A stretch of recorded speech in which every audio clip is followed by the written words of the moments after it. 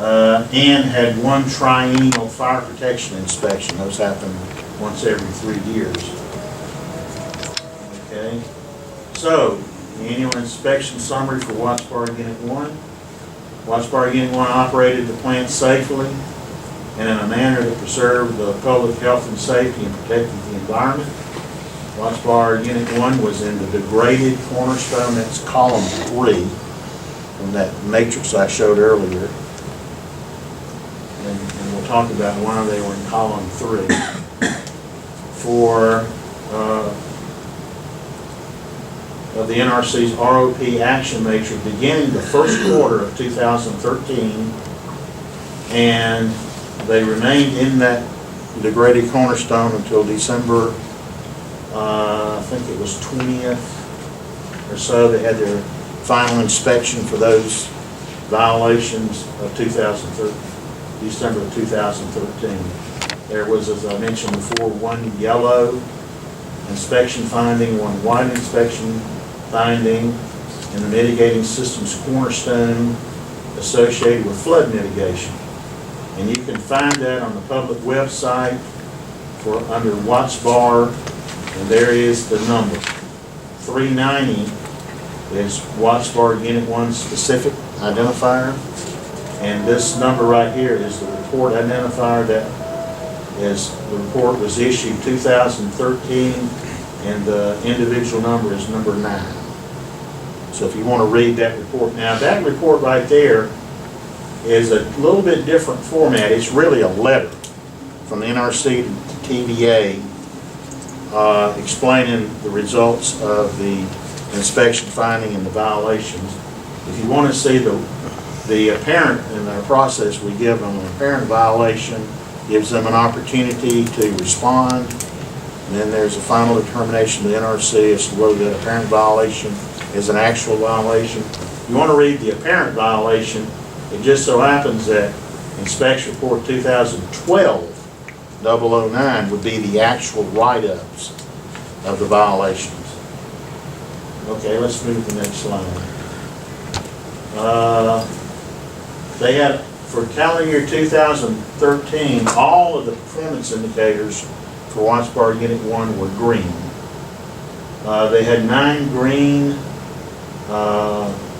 or severity level 4, which is also a low-level violation. In fact, they didn't actually have any of these. They had 9 green findings, and they had 1 severity level 3 finding, which is 1 step up in seriousness from a 4, 1 white inspection finding, and 1 yellow inspection finding. Okay, the significance of the findings. In June of 2013, the NRC issued 3 violations. There was a yellow inspection finding for technical specification 5.7.1 procedures for the licensee's inability to demonstrate that the required stage 1 and stage 2 activities could be performed within 27 hours as required by their abnormal operating instruction 7.1, and the name of that instruction is maximum probable flood. Now what that means is that there's a requirement in their license that if there is a flood above plant grade, that they have to realign certain major plant systems via spool pieces and there's other activities, realign the plant so that the core can remain cool and not a threat to the public while the plant level is submerged in water, up to a level of 739.2 mean sea level. The plant grade level is 728. So that counts like 11 feet of water on the plant side. So they were unable to demonstrate that they could do this activity, and as a result, that was a violation of NRC requirements. And when we went through the significance determination process, and what you need to realize about that process is we're coming up with a risk, and that is the risk is the probability times the consequence. Obviously, the consequence would have been very high, but the probability of a flood of that magnitude is very, very low. You multiply the two together, you come out with a number, and I don't remember the exact number, but it's something times 10 to the minus 4, or kind of a number. I mean, it's a very tiny, tiny number. But even though it's a tiny, tiny number, it was above the threshold for a yellow finding. So there was a yellow finding for that. There was a white inspection finding, also associated with this general topic, with a licensee failing to establish an adequate abnormal condition procedure to implement its flood mitigation strategy. That needs a little explanation. It may sound like these two are the same, but they're not, and I'll tell you the difference. This one, there is a procedure that they should have been able to do in 27 hours, given the flood level stayed below their design basis. And they could not do that in 27 hours. This finding, though, is it turns out that due to an NRC violation against Bellefonte back in 2008, TVA committed to redo their flooding, their hydrology analysis of the river system. And in turn, the results of that analysis indicated that they could not, that the level would have been higher than their licensing basis. Had it been higher than their licensing basis, there was no procedure that either in existence or could have been in existence that would have protected the plant. Now, the reason this one is a white and not another color is, again, even though the consequence is very, very high, the probability of a flood of that magnitude is, again, very, very low. So that resulted in a white inspection finding for that aspect. Had there been a flood, a maximum probable flood with the rainfall they were designed for prior to September of 2009, some of their dams would have overwashed and failed, and therefore the levels of water at the plant site would have been higher than their design basis. And that's the genesis of the HESCO barriers that you see at 4 of their dams. That basically protects those earthen embankments on the ends of the dams to keep them from overwashing.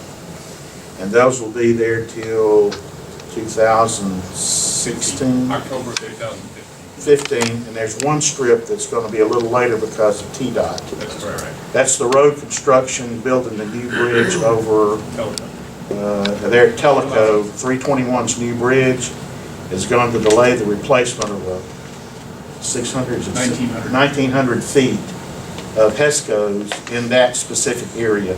But all the other dams and the rest of the HESCOs at Tellico will be replaced by permanent structures. So that makes that measure, the HESCO temporary measure, a permanent measure once they do the permanent installations. Until that time, the HESCO barrier system will remain in place. Lastly, the severity level 3 violation, when TVA learned that they were outside, they were in an unanalyzed condition associated with postulated maximum flood, they were required within 8 hours to inform the NRC, and they did not do that. So that was the genesis of the severity level 3 violation. So all 3 of these violations are associated with the hydrology of the Tennessee River Valley. And again, you can find that in Inspection Report 2013-09. Now, as I said, if the licensee moves over in this action matrix, the further they move, the more reaction they get from the NRC. Well, they were moved over to column 3, so they were in column 1. They jumped over column 2 and were in column 3. So as a result, they got Inspection Procedure 95002, which is a a team inspection. And that occurred in December of 2013. And that report number is 2013-011. So if you want to read the results of this team inspection, you go to that procedure, you'll find the results of that team inspection. But the synopsis was there were no additional findings. And essentially what this is, in short form, it's a corrective action inspection. So we went in, looked at the corrective actions, determined if they were satisfactory to restore the plant within its licensing basis for the flooding issue. And we concluded that they had, there were no additional findings, and these performance issues will not be considered an action matrix input after the end of the fourth quarter of 2013. And what that means is when this inspection was determined to be satisfactory, they moved back to column 1, beginning calendar year 2014, which we're in right now. So, for calendar year 2014, we'll be doing our baseline inspections for Watts Bar for the remainder of the year. The major inspections we have this year, team inspection, are a corrective action program inspection, an inspection of their commercial grade dedication program, and what that is, the NRC requires them to buy quality parts for replacements in the plant. These plants, as you know, were built some years back. Some manufacturers are no longer in business. That doesn't mean we still don't need the parts. You know, if you go down to get a part for a 1949 Studebaker, they're kind of hard to find. So there is a process that they can go through to take a part that they can obtain, and with the right engineering evaluations that it's equivalent, they can use that part, and this inspection is to inspect the program by which they do that. And the third major inspection of the year is another team inspection, is a component design basis inspection, and those are what we call vertical slice, where they come in, pick a relatively narrow area, but go very deep to check various design bases, and the design bases have been maintained for various risk significant systems in the plant. As you all know, there was that horrendous accident in Japan, the Fukushima accident, and if you want any information, and there is a lot that the American utilities are doing now as lessons learned from that event, and there's a lot of equipment, procedures being added to all the plant sites in the U.S. to make them more robust with regards to seismic events, flooding events, fire events, what we call lump as a whole external hazards. And that's a result of the accident at Fukushima.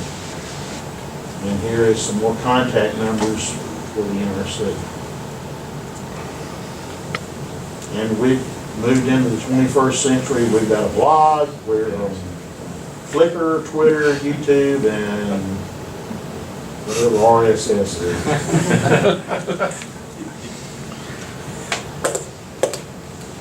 Okay, that's the end of the formal presentation. Is there anything that TEA would like to add? No, we have no prepared comments or additional. Okay. Now, it's open to the public.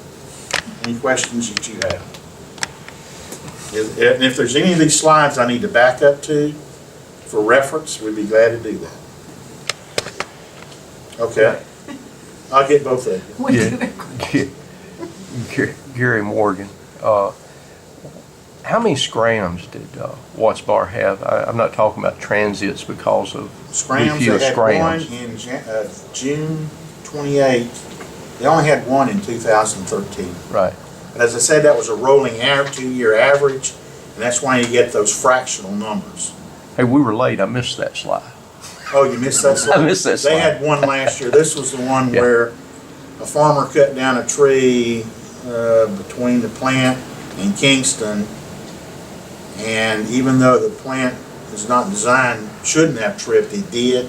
It was an electrical issue from offsite, and they're doing an extensive amount of testing, both the plant people and the distribution people, to try to better understand what caused that, because it shouldn't have. That should not have resulted. At most, the line should have opened and cleared, and the plant should have just kept running. But he didn't, so we need to understand why. I'm just curious, was that one of the big lines? Oh, 500 kV line? Yeah. The Rome line, the one that connects to the Rome substation from the plant. Goes up to Rome County. How close to the substation was it? The Remember? substation was probably, what, 40 miles away? Oh, okay. Miles Yeah, from the plant. Yeah, the event, the tree, Yeah, was 23 miles from the plant. I got you. It was a big pine tree that fell into alpha phase Uh-huh. of that overhead, and the man that cut the tree down is lucky to be alive. Okay, your question? Yeah, you were talking about the level 3 violation where something was not reported to the NRC in a timely manner. When that happens, do you actually determine who made that decision, who made the call to not report it?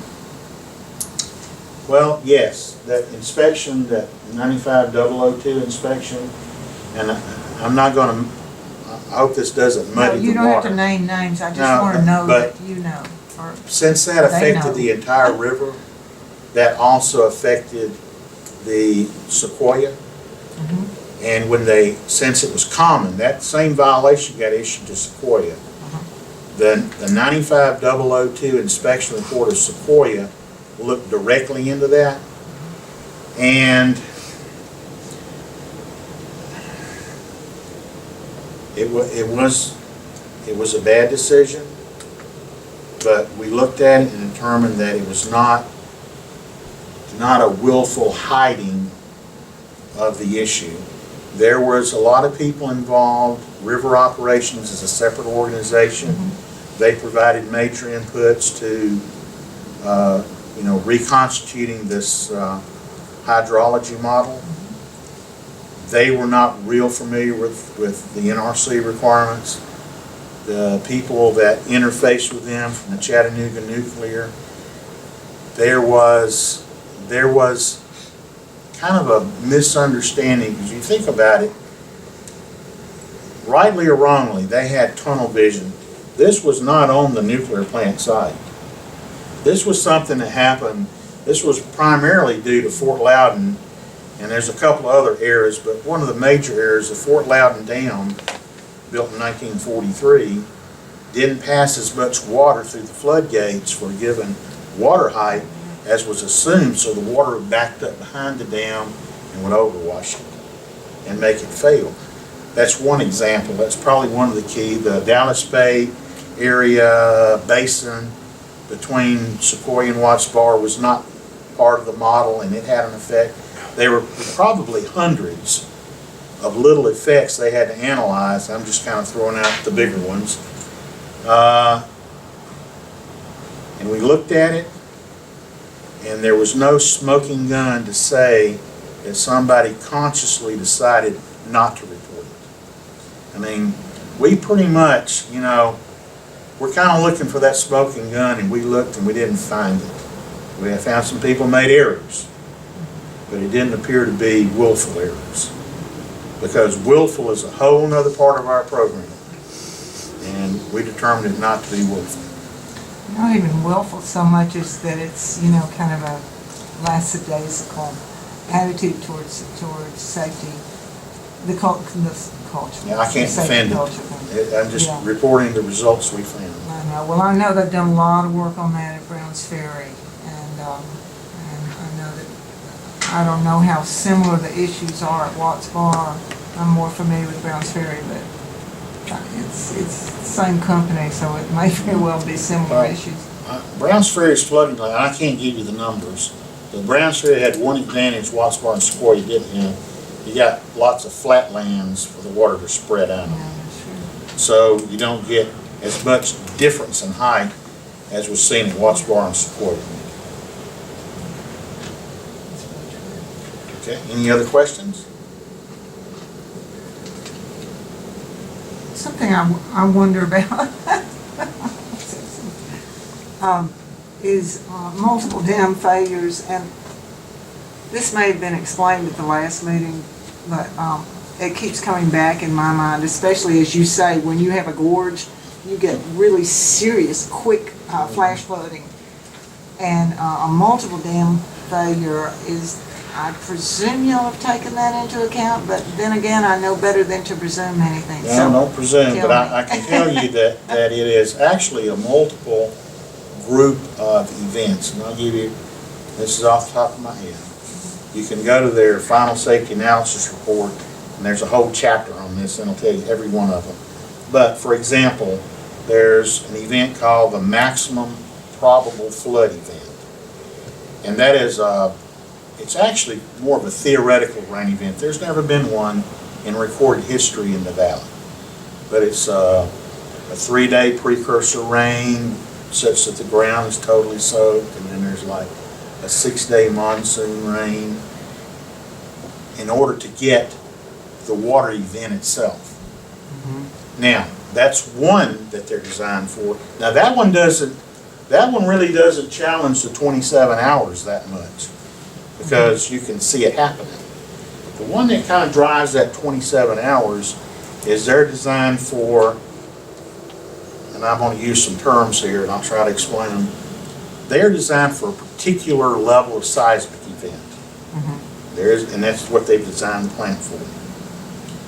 The design basis for the seismic generated dam failures are 1/2 of that magnitude, and multiple dams fail as a result.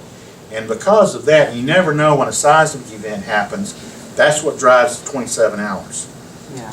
The calculation is they've got 27 hours from that particular event, and there's several dams that fail that contribute to that event, and that's what drives the 27 hours.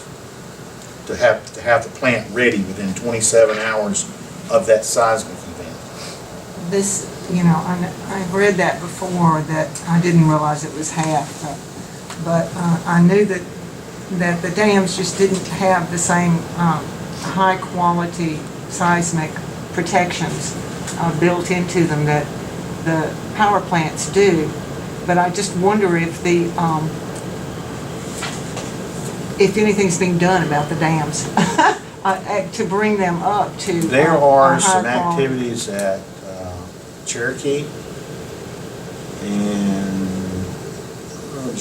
Douglas dams that it's a different set of regulations with a different authority, but part of with all this extra attention, there are some, it's been determined there are some vulnerabilities with those dams for what they call tipping because of a foot crack issue, and they are driving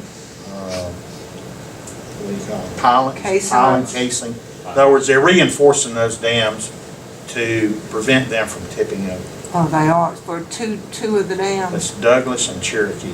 that Douglas have, and Cherokee. well, they're the ones that's susceptible to that problem. Good.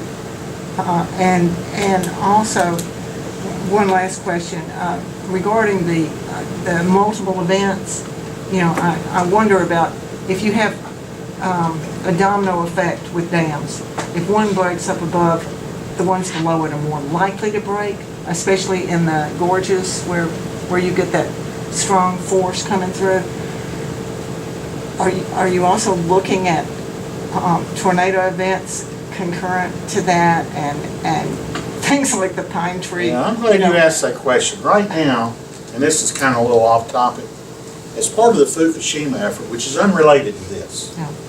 Okay. part of the Fukushima effort, one of the things, and there's several things, but one of the things that TVA is doing is they built this building that's going to have additional diesel generators, additional pumping capacity, a lot of additional equipment that's really outside their design basis.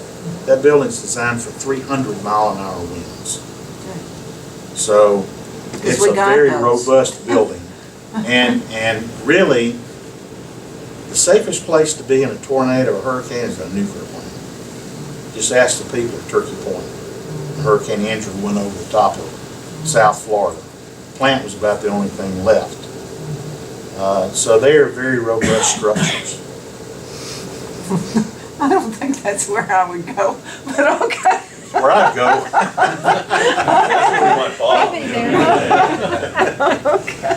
No, I would invite you to go look at what happened at Turkey Point. Actually, I Hurricane would be Andrew. very interested to see Well, there's a that. lot of information on that, and it is amazing Is it how well that plant, particularly that. regarding the storm it was Hurricane Andrew. So probably you Google Hurricane Andrew in Turkey Point? and Turkey Point, you'll get the story. Thanks, yeah. They were without the capability of fuel oil makeup for their diesels for like 7 days due to all the debris. So they were on their emergency diesels for about a week. Yeah, it's like here at Brown's Ferry. Except it was worse down there because there was a lot more destruction in that area, and there's a lot less roads in that Oh, area, yeah. and they just couldn't get in there. Right. Yeah. I will look at that, thank Yeah. you. That was sometime in the early 90s, I think. And Yeah. Turkey Point's one of the older plants in the country. So the multiple events, and this is, I'm sure that there are lessons from Fukushima where they're working with multiple events. There's so many possibilities for things to go wrong, but it seems to me that major wind and where's this plant? Where's this building you're talking about? It's right on the plant site. On each plant site or on which? Sequoia will have an Sequoia. equivalent building.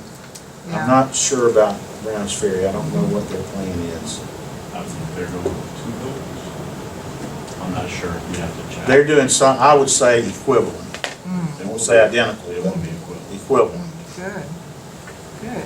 Because it was fortunate they had 8 generators when the tornado hit, but 3 of them were malfunctions. And that's the to add beauty to of what Bob said, redundancy. there are also 2 regional centers in the country being put together, one in Tennessee, one in, I think, Arizona. And there are going to be agreements with all the nuclear plants such that they can bring in extra pumps and generators and things within 24 hours. Because I think Bob's point and kind of what you're saying is, you can't foresee all possible combinations. So what the idea is to make all these contingencies such that you can get water to where water needs to get and power to where power needs to get, regardless of what events happen or combination of events.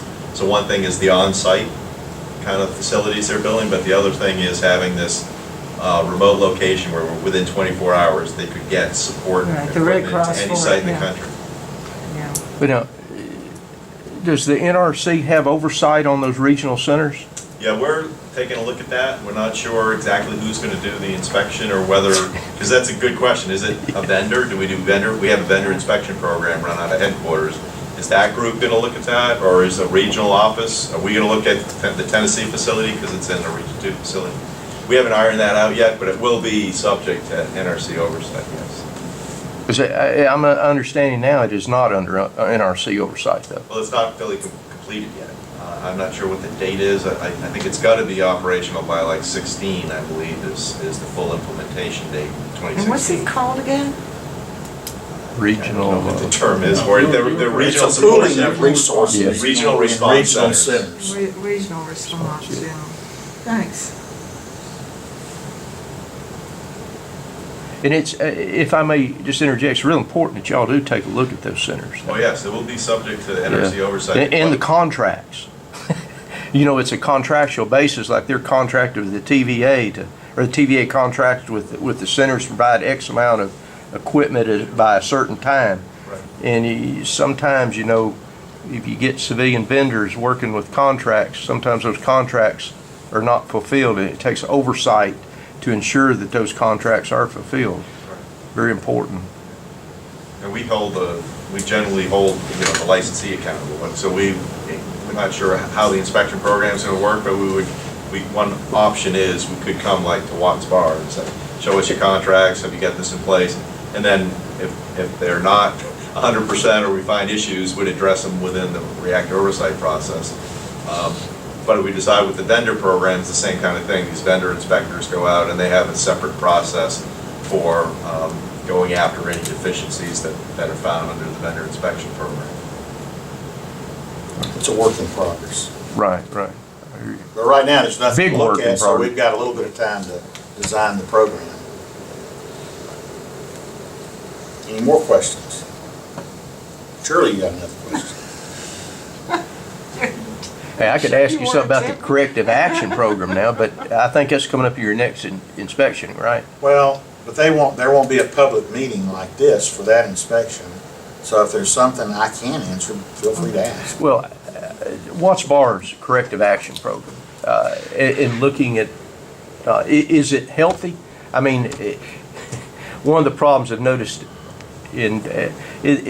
up here in Tennessee, things, I mean, I gotta say thank you, gentlemen, and TVA up here. Sequoia has an effective operation down there, and it's effective up here at Watts Bar. You know, there's a couple more. We go to all these things. You know, we see what it is, and I even read the bulletin boards when I can get into the training centers to read them.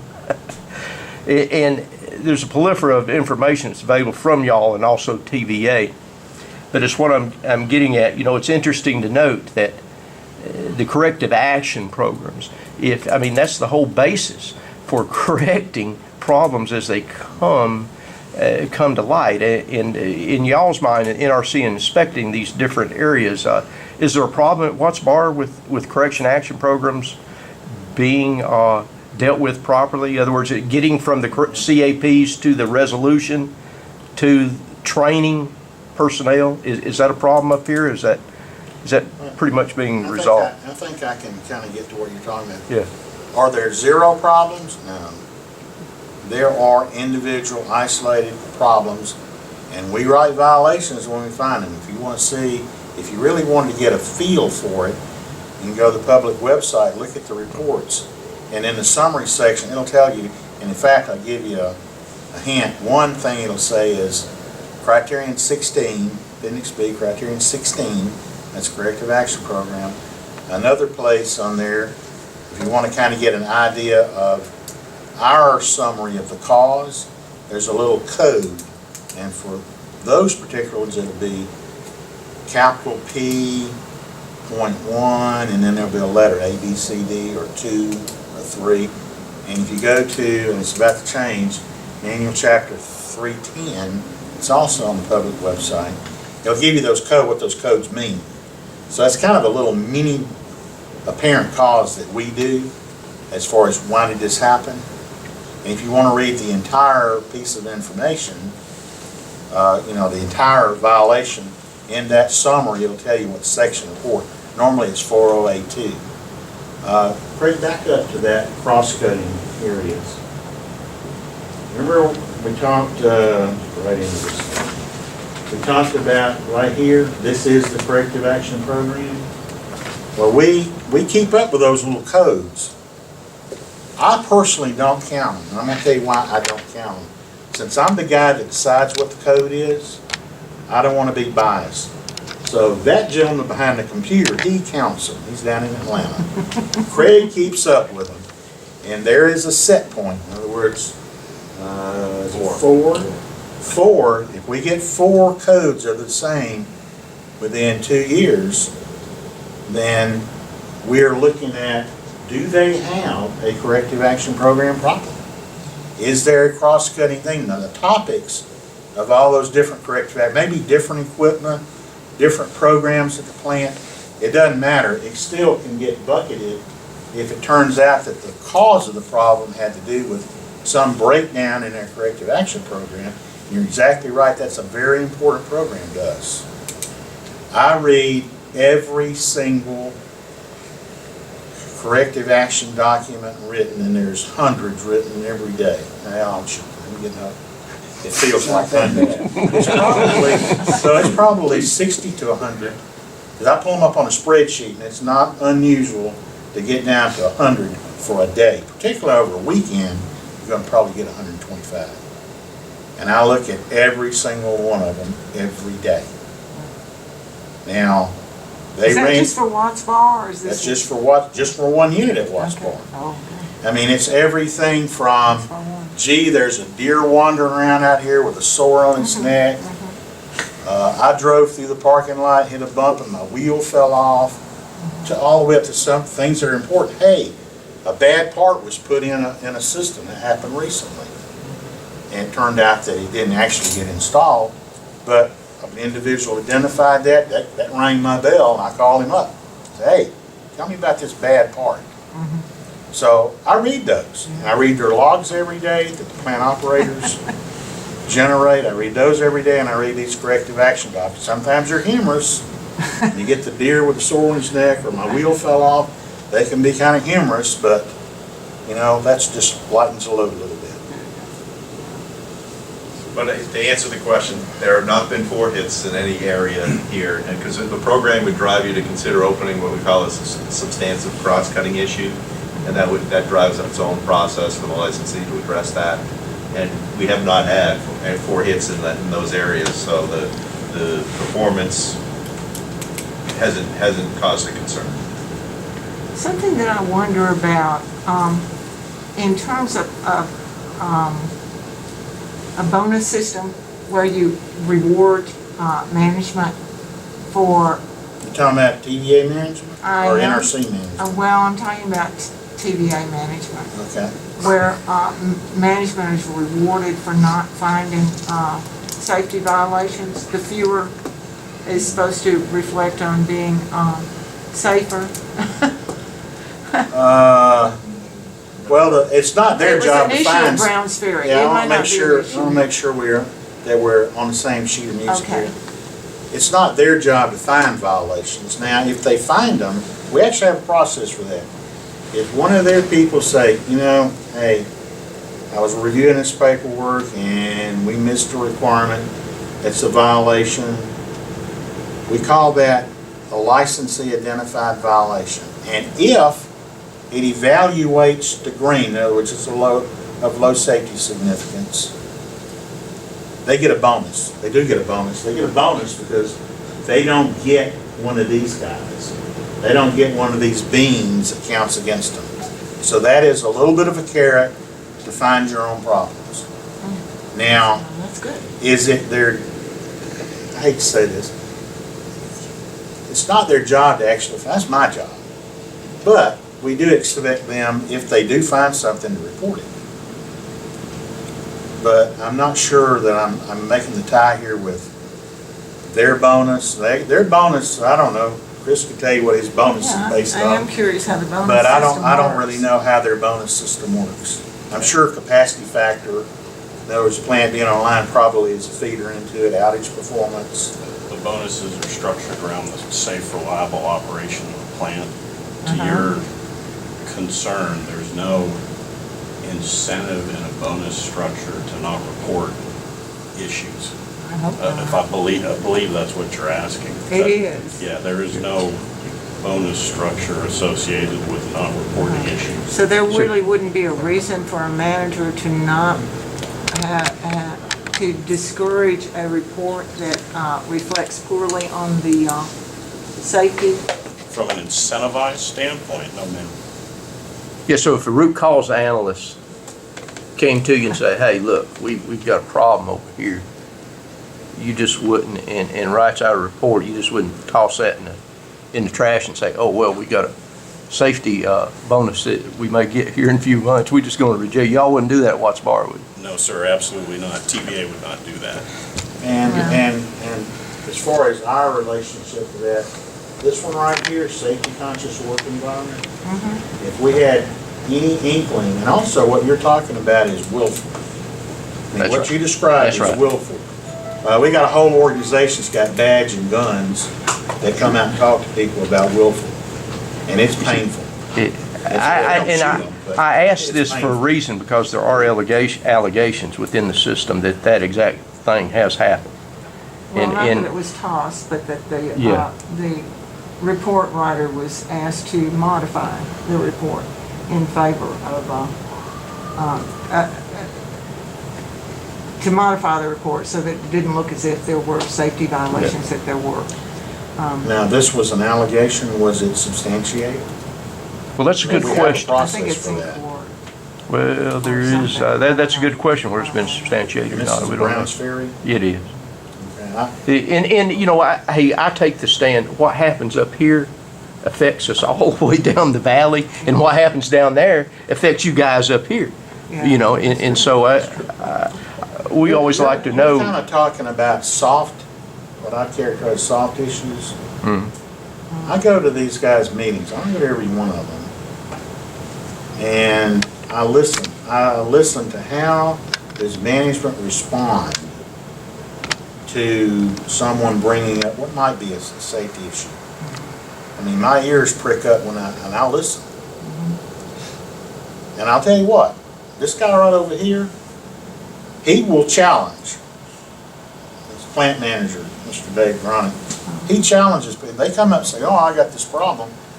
Well, he challenged them, and I have yet to see a fact when they had their ducks in a row, they knew their facts, that he said, we're going to do it anyway, or not do it, whichever the case may be. Haven't seen that. Now, the day I see that, we'll have a problem. So, is that an inspection? No, not really. That's just part of our presence on the plant site and paying attention. Is it okay to ask TVA a question? Sure. I'm just curious, is there a way for us to learn what the actual bonus incentive programs are?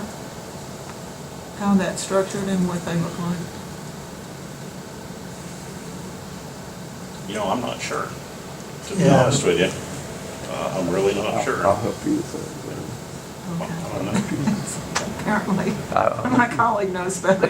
Yeah, I mean, if you turn in a Freedom of Information request, then we would go through the process of doing that because we are subject to FOIA laws, and we would go through that process and decide what information is covered under that act and release information appropriately.